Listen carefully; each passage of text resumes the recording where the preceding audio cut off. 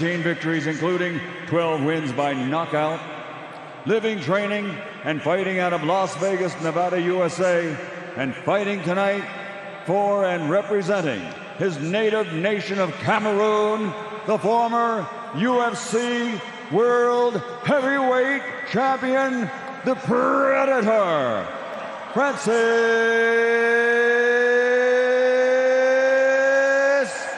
Ngannou.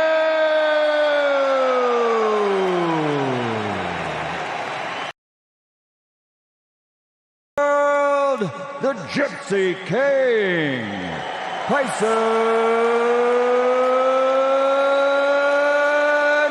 Fury.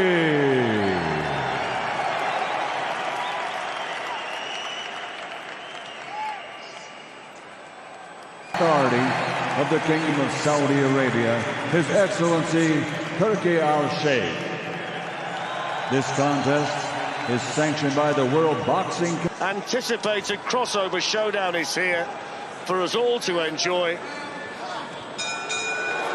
Cristiano Ronaldo at ringside, Alexander Usyk behind him, and Tyson Fury straight out to meet Francis Ngannou with a big shot early on. Yeah, it's a bit surprising, but fighting fire with fire, Tyson Fury. But let's see how he just settles into this contest. I'm expecting just to feel him out with the jab and just box his distance and have a look at his opponent. And Ngannou, cool Ngannou there for the good shot. Yeah, good right hand from Tyson Fury. It's going to be fascinating based on the fact that he could be facing Alexander Usyk before Christmas. How he goes about this tonight. The one thing he can't do is get any kind of injury. Ngannou's got this big punch, this big sweeping overhand right. And that's the punch that he's going to rely on tonight. 11 stoppages in his 12 wins in UFC, and 9 of them were knockouts in the first 2 rounds. It's the first time he's ever boxed in there in these kind of circumstances. He did have 2 amateur fights in Cameroon way back when. He's had this crash course from Mike Tyson, and now he's got this unbelievable challenge in there. A man that nobody has managed to get the better of as a professional in the world champion, Tyson Fury. Well, he's obviously listened to Mike Tyson, who's given him a bit of advice in his training. That double jab, Mike Tyson was famous for that double jab, closing the distance down with fast footwork behind that combination, that double jab, and then sending the right hand home. And that's probably what Ngannou's got to do here, because he's got to close the gap. He's got to get to Tyson Fury. How do you do that? You can't do it with a slow jab, a single shot. That's why he's doubling it up. There it is there, look, with his feet in, and that's when he's got to close the gap down to throw his big right hand. Something like 5 inches in height that Fury's got over Ngannou. The reach is pretty similar. Of course, the experience and the technical ability of the 2 of them could actually be poles apart.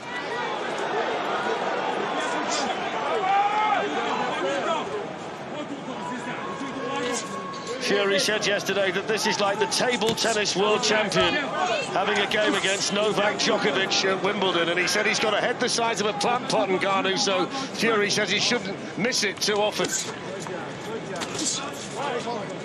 It's quite an impressive start, though, from Ngannou, because he's actually thinking about his work, thinking about his approach.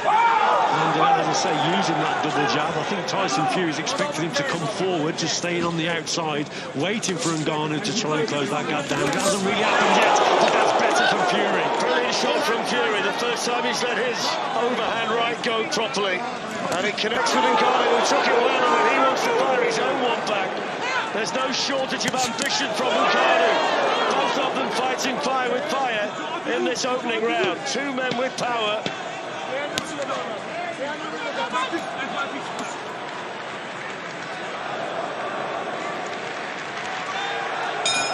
Well, there's the bell. Fury fighting tonight, the heaviest he's ever been, 277 pounds, and Ngannou at 270. Range, he's good at mid-range. He's also not bad on the inside also for such a big man. So let's see how this goes.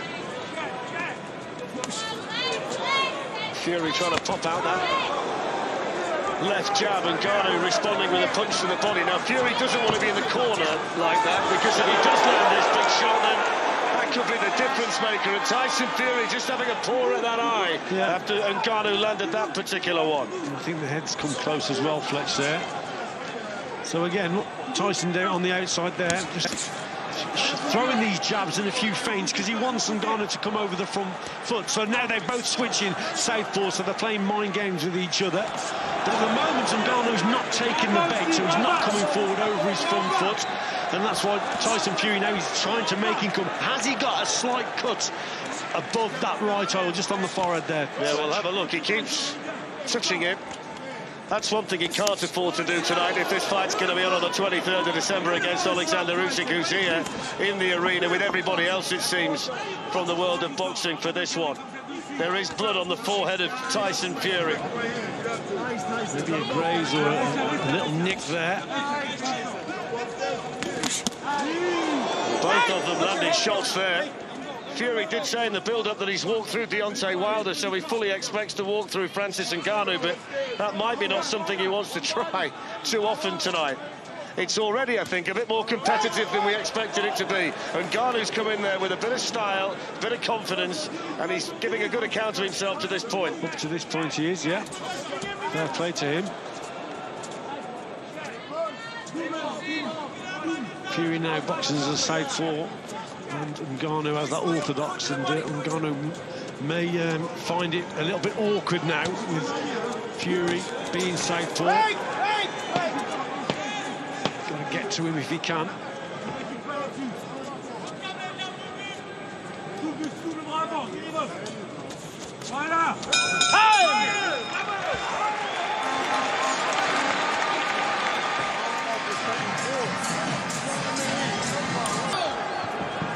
So into the third we go.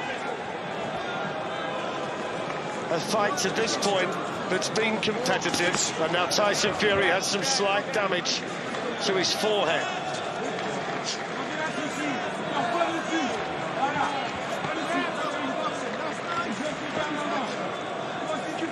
He's the man with everything to lose in there tonight. Ngannou's expected to turn up tonight, have a go and lose. If he can do anything tonight by way of an upset, it would be the biggest shock, in my opinion, in boxing history. And he's growing into the fight, Richie. The more it goes, the better he gets. He's starting to land shots. Big left hook from Ngannou. Yeah, that wasn't too bad at all. Again, bit of an injection of pace there with those feet. He gets into range and he lands a shot. And having said that, you just get the sense also that Tyson, he's just really warming up Tyson Fury and just assessing the situation of what's in front of him. But at the moment, he's got someone who's thinking about his work and who's boxing quite impressively at this stage, Ngannou.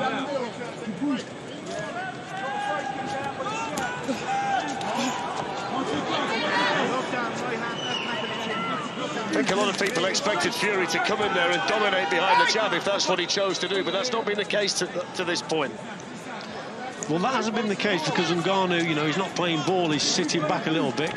And so if he was coming forward, he'd be walking onto that shot, and Tyson would be having more success. But by hanging back, he's drawing Tyson's lead, and yeah, he's not really working very well with the lead hand at the moment, Tyson Fury. That's why he's doing those little twitches there. He wants Ngannou to come over the front foot, but it's not happening.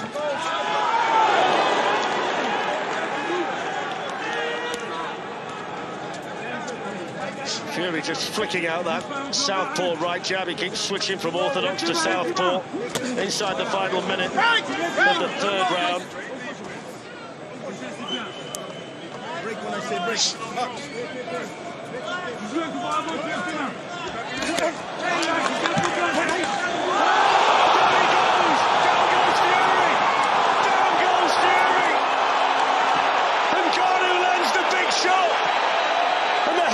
Champion has to pick himself off the canvas. Unbelievable left hook came from Ngannou. Fury's okay, he's been there many times before, but that is an incredible punch from Francis Ngannou. Incredible. How much damage has it done? Are we on the verge of a sensation here in Riyadh? Ngannou's landed the big punch. There's only 10 seconds of the round to go, and Tyson Fury is going to try and keep out the way. Astonishing.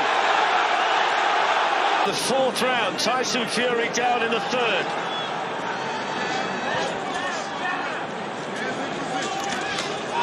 Ngannou's going to be full of confidence now. Absolutely. Tyson Fury adapts to. He's adapted to every situation in all of his contests. He's good at working his man out, but here he's got someone who is powerful. He's not coming from right hand home as well.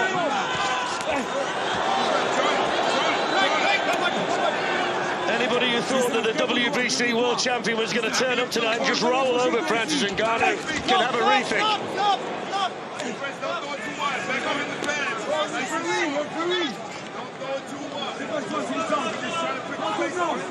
Yeah, it's an incredible situation now here for Fury. He's still not settled. Keeps going from orthodox to southpaw, so he's trying to find a way to catch Ngannou. Just missed with the right there, Ngannou. That's a little bit better from Fury, but Ngannou looking to rough him up in there. Listen to the crowd.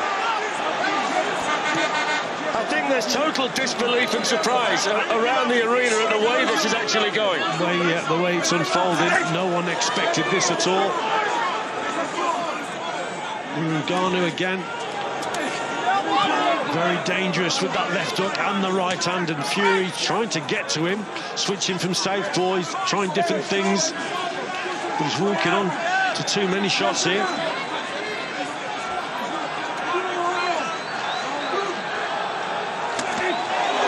That's a better work from Fury.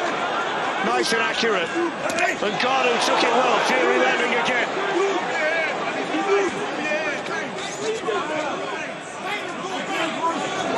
Good shots there from Tyson, because he actually, when he landed that shot there, he just stayed at range before he's been falling in, and then he's been getting caught with the hook. Got to try and box at long range and stay there and not fall in after he's landed that long shot.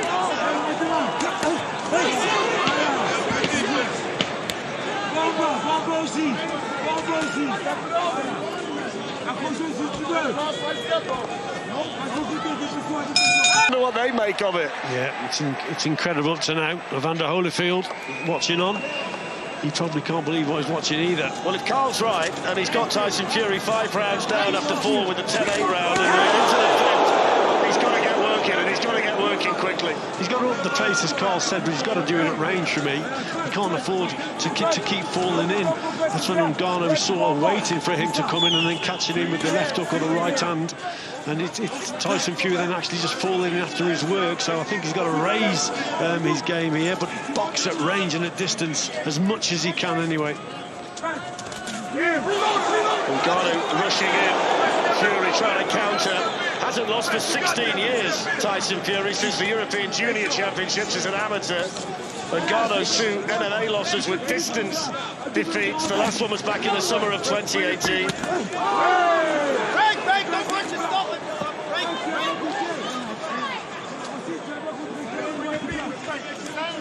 Tyson trying to sell Ngannou those feints as he's coming forward, but Ngannou again just waiting patiently. Yeah, he's boxing a clever contest indeed, Ngannou. One man who's in the arena tonight is James Buster Douglas, 42-1 against Mike Tyson and all that. That's always been regarded as maybe the greatest sensation in the history of the heavyweight championship, and he's here tonight in the arena. Mike Tyson's here as well, and Francis Ngannou's had Fury down in the 3rd. He's looked nice and compact, his style's been good, but Tyson Fury, the man at this stage of the fight, with a lot of work to do.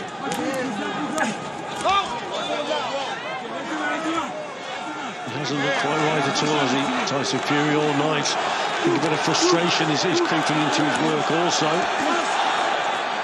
Again, he can't get Ngannou to come forward. That's what he really wants.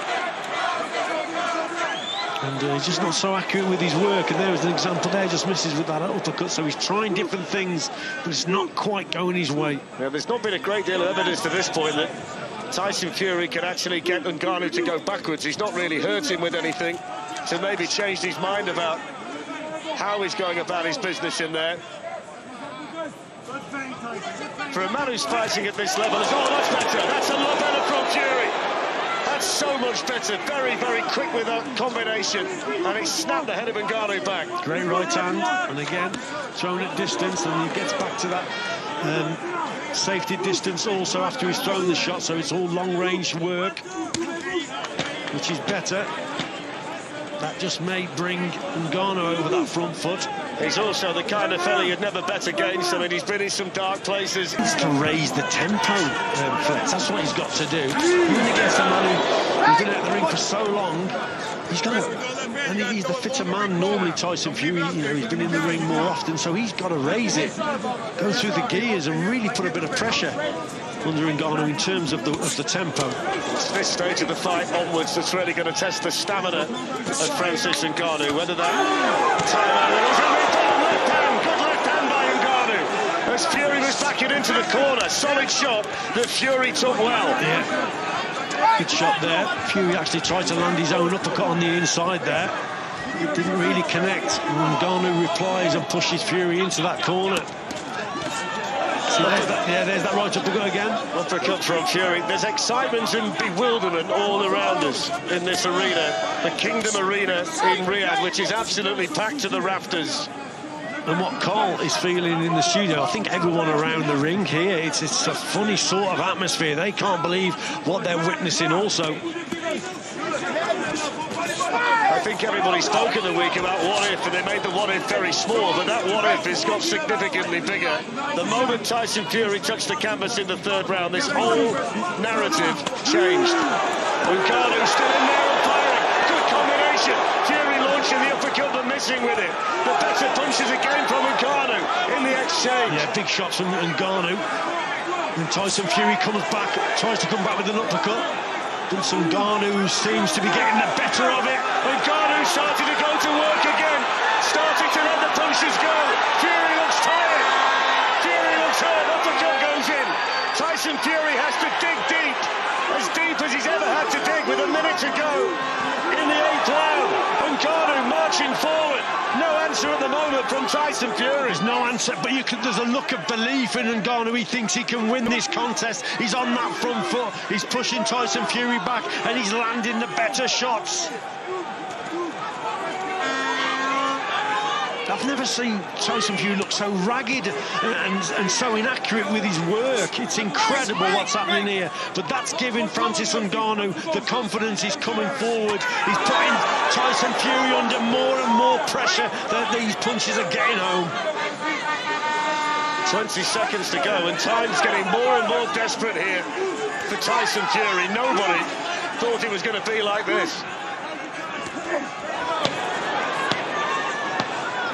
Everything Fury throws just bounces off Ngannou. Bounces off or misses the target, Fletch.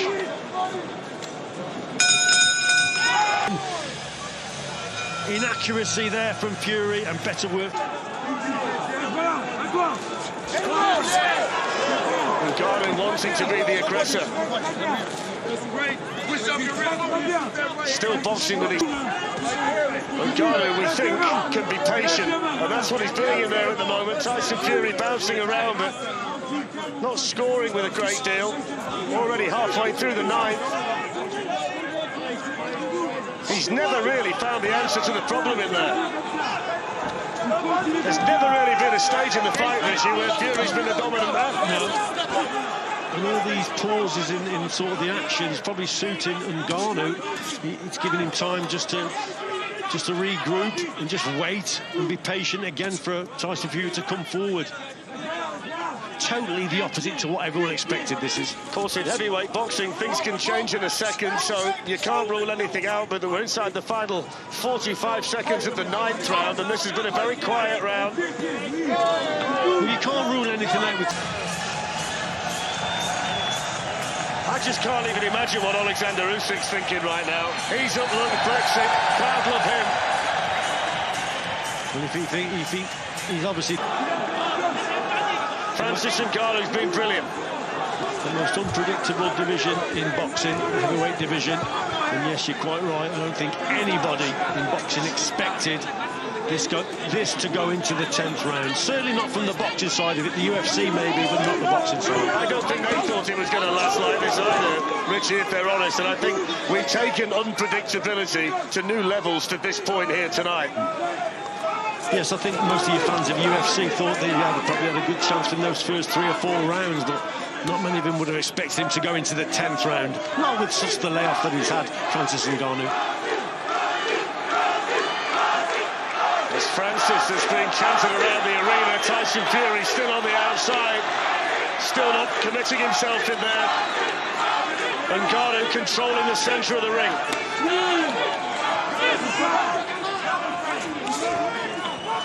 And most of this contest, what's been interesting also, Fletch, he's boxed from the centre of the ring. He's kept Tyson Fury on the outside. He's made Tyson work on the outside, which has been really interesting and quite surprising there. But again, I think Tyson has played ball to a sense that he's expecting Francis Ngannou to come forward, but he hasn't been doing it. I think Richie's pretty much on the same page as those two. And inside the final minute, what does Tyson Fury do? Does he go for it, Fletch? Does he think he's ahead? I mean, you never know what's going through Tyson's mind, but surely he knows he hasn't performed well here. He's got to do something in this last round. Ngannou left his feet to play that one. He jumped at Tyson Fury. That's a bit of the UFC. He's coming out of him there, literally taking off. Trying to launch a shot. We're going into the last 20 seconds now, Fletch. Ngannou boxing as a southpaw. You've got to give him an immense credit there for that 10-round display that he put on there. Look, they're lifting him up. They think he's won it. Of course they are. Whether he's won it or not, it's a moral victory for him tonight because nobody thought he was going to box like that. Tyson Fury, and not many boxers can do that because Tyson's a very clever, he's got a great ring IQ. But Francis Ngannou there has boxed out of his skin and boxed in a way that no one thought he would. So all credit to him, he thinks he's the winner. Celebrations from Francis Ngannou. The Cameroon flags are waving all around the arena.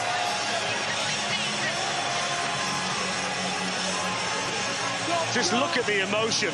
The ring absolutely full to bursting. And all the celebration coming from the Ngannou corner, the Ngannou supporters. And he was the man that was able to land that one really significant punch in the third round. The punch that turned the fight and had Tyson Fury on the canvas, Richie. Yes, an incredible shot indeed. There it is there. That's that left hook for Tyson.